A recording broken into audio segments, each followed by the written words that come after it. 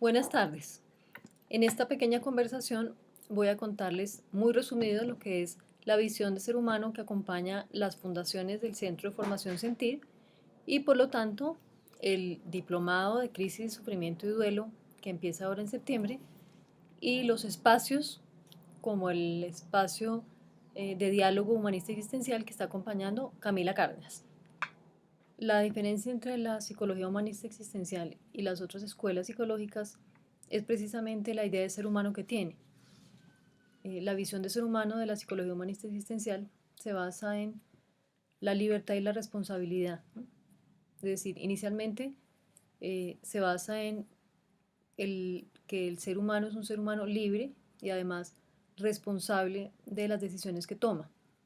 Es un ser humano que construye su propia historia. Es decir, a medida que va decidiendo, que se va decidiendo y va respondiendo por esas decisiones, va construyendo su historia y desde ese punto de vista puede inventar y reinventar esa historia y por tanto inventar y reinventarse como persona. Además de esas dos características de la libertad y la responsabilidad, ese ser humano es un ser humano integral. En palabras de Frank sería biopsicoespiritual. En palabras de los humanistas norteamericanos y de otros europeos también, sería un ser humano biopsico-socio-espiritual. ¿Eso qué significa? Que es un ser humano que está conformado por varias dimensiones, ¿no? Y no solamente lo conforman varias dimensiones, sino esas dimensiones dialogan entre sí. ¿Eso qué significa? Que cada una de las dimensiones del ser están afectando las otras dimensiones. Lo biológico afecta lo psicológico, lo social y lo espiritual. Lo psicológico afecta a lo biológico, lo social y lo espiritual, ¿no? Y así van, por eso hablo del diálogo. Cualquier cosa que pasa en el cuerpo está hablando de que algo pasa a nivel emocional y también a nivel espiritual, ¿no? Lo mismo cuando pasa algo a nivel psicológico, pues el cuerpo también se ha afectado. Es decir, somos seres integrales, no somos partes unidas, sino somos un solo ser. Eso hace a la psicología humanista existencial, digamos que en el quehacer profesional, a nivel práctico, hace que sea bien diferente el ejercicio profesional. Y lo voy a conectar con el duelo, cuando hay un dolor.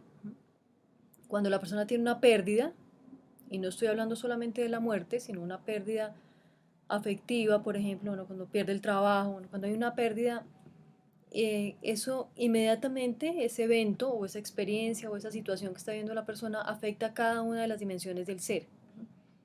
En lo biológico, cuando la persona está elaborando esa pérdida, inmediatamente tiene afectación en la atención, en la concentración, en el sueño, o sea, afecta la dimensión física. En lo psicológico, pues empieza la persona a vivir momentos de tristeza profunda. Y entonces, claramente las emociones quedan impactadas y los sentimientos también, ¿no? O sea, la persona emocionalmente está vulnerable. Eh, y a nivel social, también es uno de los efectos que tiene el duelo, ¿no? La persona se aísla, en muchos momentos prefiere no estar compartiendo con los otros, ¿no? Entonces tiene una afectación en lo social, ¿no? Y también tiene una afectación en lo espiritual, ¿no? Porque el dolor físico y el dolor emocional invisibilizan y hacen que se pierda la potencia de la dimensión espiritual, ¿no? Acordémonos que la dimensión espiritual es la dimensión sana del ser humano, ¿no? Es el núcleo sano. Entonces eso no va a enfermarse, ¿no? Las otras dimensiones se pueden enfermar, la dimensión espiritual no, pero sí puede perder la fuerza, ¿no? Por lo que la persona está enfocada en resolver el dolor emocional. En un duelo toda la energía está puesta en resolver el dolor, ¿no? En elaborarlo. Y por eso es que las otras dimensiones también se ven afectadas, ¿no? O sea, se vuelven vulnerables, ¿no? Mientras la persona se conecta otra vez con lo sano y puede resolver o elaborar de manera más tranquila y pues dándose como tiempo y permiso para resolver el dolor. Entonces, volviendo al inicio, para cerrar esta conversación pequeña, eh, esa idea de ser humano, por eso lo conecto también con el duelo, nos impacta la forma como atendemos. Si yo creo en un ser humano o veo al ser humano de una manera integral, pues cuando voy a atender a una persona que está viviendo un duelo, la veo de esa manera y por eso trabajo con ella como un ser humano integral, ¿no? Es decir, no voy a ver solamente el dolor, no voy a ver solamente la afectación física que tiene la persona, sino sé que ella está dialogando también con su dimensión espiritual. Por eso sé que los recursos sanos van a salir a responder por ella en algún momento cuando decide elaborar ese duelo. Entonces no voy a ver un pedazo, no estoy viendo la conducta de la persona como la única manifestación del dolor, sino sé que la persona no solamente es el dolor, la persona también tiene un núcleo sano que la va a ayudar a responder frente a ese dolor. Entonces, en el quehacer profesional es que se aplica esa idea de ser humano, no es una idea solo filosófica, aunque tiene como base la idea de ser humano de los filósofos existencialistas, como Heidegger, como Jaspers, bueno, como Kierkegaard, como todos los filósofos existencialistas, sale de ahí, por eso es la base filosófica de la escuela humanista existencial, ¿no? Pero no se queda en una idea filosófica, sino se ve en la acción, ¿no? Es una práctica que se ve en la práctica, por eso en el quehacer profesional, ¿no? También lo que decía yo al principio de la característica de la libertad y la responsabilidad, ¿no? La persona decide cómo vivir su duelo, ¿no?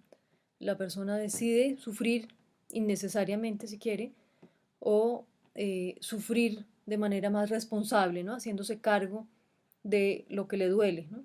Eh, Él puede elegir ser una víctima o ser un aprendiz, ¿no?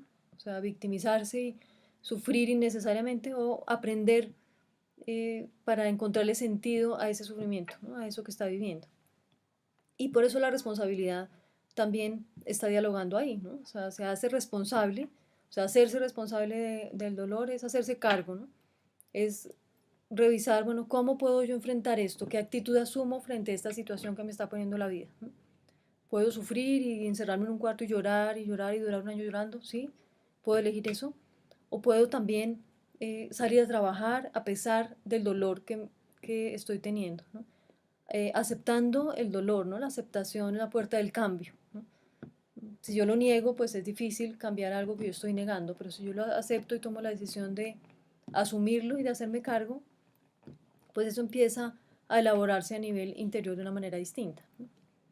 Entonces, así en pequeños videos voy a irles hablando de lo que es la aplicación de la visión de ser humano de la escuela humanista existencial, para que no quede solamente en ideas sueltas, ¿no?